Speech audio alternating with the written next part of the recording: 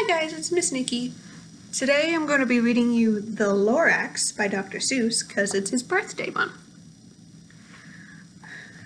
Let's see how this goes. I haven't done a tongue twister in so long. At the far end of town, where the grickle grass grows, and the wind smells slow and sour when it blows, and no birds ever sing excepting old crows, is the street of the lifted Lorax. And deep in the grickle grass, some people say, if you look deep enough, you can still see today, where the Lorax once stood, just as long as it could, before somebody lifted the Lorax away. What was the Lorax? And why was it there? And why was it lifted and taken somewhere from the far end of town where the grickle grass grows? And the old Onceler still lives there. Ask him. He knows. You won't see the Onceler. Don't knock at his door. He stays in his lurkin at the top of his store. He lurks in his lurkin, cold under the roof, where he makes his own clothes off of Miff Mufford Muff. And on special dank midnights in August, he peeks out of his shutters, and sometimes he speaks, and tells how the Lorax was lifted away. He'll tell you, perhaps, if you're willing to pay.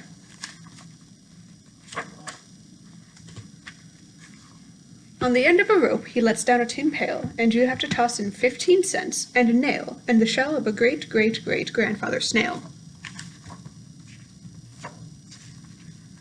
Then he pulls up the pail, makes a most careful count to see if you've paid him the proper amount. Then he hides what you've paid him away in his snub, his secret strange hole in his grievous glove. And he grunts, I will call you by whisper-phone, for the secrets I tell you are for your ears alone. Slump! Down slaps the whisper-phone to your ear, and the old one's whispers are not very clear, since they have to come down through a snurgly hose, and he sounds as if he had small bees up his nose. Now I'll tell you, he says, with his teeth sounding gray, how the Lorax got lifted and taken away. It all started way back, such a long, long time back. Way back in the days when the grass was still green, and the ponds were still wet, and the clouds were still clean, and the songs of the swomy swans sang out into space, one morning I came to this glorious place. And first I saw the trees, the truffula trees, the bright-colored tufts of the truffula trees, mile after mile in the fresh morning breeze. And under the trees I saw brown barbelots, frisking about in their barbelot suits, and as they played in the shade and ate truffula fruits. From the ripulous pond came the comfortable sound of the humming fish humming and while splashing around. Those trees, those truffula trees.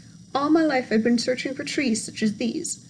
The touch of their tufts was much softer than silk, and they had the sweet smell of fresh butterfly milk. I felt a great leaping of joy in my heart. I knew just what I'd do. I unloaded my cart. In no time at all, I had built a small shop, and then I chopped down a truffula tree with one chop. And with great skillful skill and great speedy speed, I took the soft tuft, and I knitted a thneed. The instant I'd finished, I heard a gazump. I looked. I saw something pop out of the stump of the tree I'd chopped down. It was sort of a man. Describe him? That's hard. I don't know if I can. He was shortish, and oldish, and brownish, and mossy, and he spoke with a voice that was sharpish and bossy. Mister, he said with a sawdusty sneeze, I am the Lorax, I speak for the trees. I speak for the trees have no tongues, and I am asking you, sir, at the top of my lungs. He was very upset as he shouted and puffed, What's that thing you've made out of my truffula tuft? Look, Lorax, I said, there's no cause for alarm. I chopped just one tree, I am doing no harm. I'm being quite useful. This thing is a thneed. A thneed's a fine something that all people need. It's a shirt, it's a sock, it's a glove, it's a hat, but it has other uses, yes, far beyond that. You can use it for carpets, for pillars, for sheets, for curtains, or covers for bicycle seats. The Lorax said, Sir, you are crazy with greed. There is no one on earth who would buy that fool thneed. The very next minute I proved he was wrong, for just at that minute a chap came along, and he thought that the thneed I had knitted was great. He happily bought it for $3.98. I laughed at the Lorax. You poor stupid guy. You can never tell what some people will buy. I repeat, cried the Lorax, I speak for the trees. I'm busy, I told him. Shut up, if you please. I rushed across the room, and in no time at all, there was a radio phone. I put in a quick call. Called all my brothers and uncles and aunts, and I said, "Listen here, here's a great wonderful chance for the whole Onceler family to get mighty rich. Get over here fast. Take the road to North Nitch, turn left at the Weehawken, sharp right at South Stitch." And in no time at all, in the factory I built, was the whole Onceler family, who was working full tilt. We were all needs just as busy as bees, to the sound of the chopping of truffula trees. Then, oh baby, oh, how much business did grow. Now chopping one tree at a time was too slow. So I quickly invented my super axe hacker, which whacked off 4 truffula trees with one smacker. We were making needs 4 times as fast as before, and that Lorax, he didn't show up anymore. But the next week he knocked at my new office door. He snapped, "I am the Lorax who speaks for the trees, which you seem to be chopping as fast as you please. But I'm also in charge of the brown barbalots, who played in the shade in their barbalot suits and happily lived eating truffula fruits. Now, thanks to your hacking my trees to the ground, there's not enough truffula fruits to go round, and my poor barbalots are all getting the crummies because they have gas and no food in their tummies. They loved living here, but I can't let them stay. They have no food to find, and I hope that they may. They'll have to find food, and I hope that they may. Good luck, boys," he cried, and he sent them away. I, the Onceler, felt sad as I watched them all go. But business is business, and business must grow regardless of crummies and tummies, you know. I meant no harm, I most truly did not. But I had to go bigger, so bigger I got. I biggered my factory, I biggered my roads, I biggered my wagons, I biggered the loads of needs I shipped out. I was shipping them forth to the south, to the east, to the west, to the north. I went right on biggering, selling more needs, and I biggered my money, which everyone needs. And again he came back. I was fixing some pipes when that old nuisance Lorax came back with more gripes. "I am the Lorax," he coughed and he whiffed, he sneezed and he snuffled, he snorkeled, he sniffed. "Onceler," he cried with a croofulous croak, "Onceler, you're making such smogulous smoke. My poor swami swans, why they can't sing a note. No one can sing who has smog in his throat."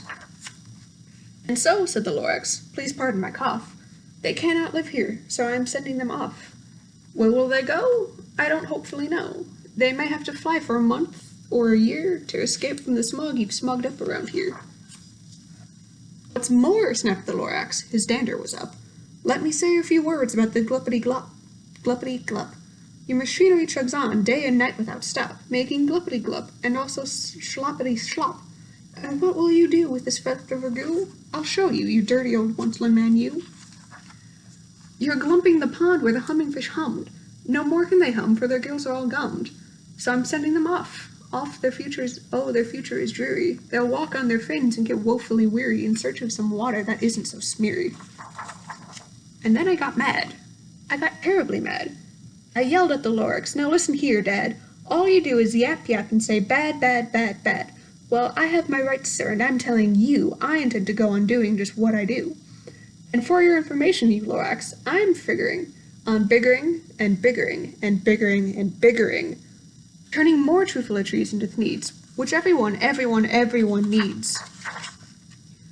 And at that very moment, we heard a loud whack. From outside in the fields came a sickening smack of an axe of a tree, and we heard the tree fall, the very last truffula tree of them all. No more trees, no more needs, no more work to be done. So in no time, my uncles and aunts, everyone, all waved me goodbye. They jumped into my cars and drove away under the smoked, smuggered stars. Now all that was left beneath the bad-smelling sky was my big empty factory, the Lorax, and I. The Lorax said nothing, just gave me a glance, just gave me a very sad backward glance, as he lifted himself by the seat of his pants, and I'll never forget the grim look on his face when he hoisted himself and took leave of this place through a hole in the smog, without leaving a trace. And all that the Lorax left here in this mess was a small piece of rocks with one word, unless. Whatever that meant, well, I just couldn't guess. That was long, long ago, but each day since that day I've sat here and worried away. Through the years, while my buildings have fallen apart, I've worried about it with all of my heart. But now, says the Onceler, now that you're here, the word of the Lorax seems pretty clear. Unless someone like you cares a whole awful lot, nothing is going to get better. It's not. So, catch, calls the Whistler. He lets something fall. It's a truffula seed, the last one of them all. You're in charge of the last of the truffula seeds, and truffula trees are what everyone needs. Plant a new truffula, feed it with care, give it clean water, and feed it fresh air. Grow a forest, protect it from axes that hack. Then the Lorax and all of his friends may come back. And that's the end. Thank you guys for listening. Have a good day.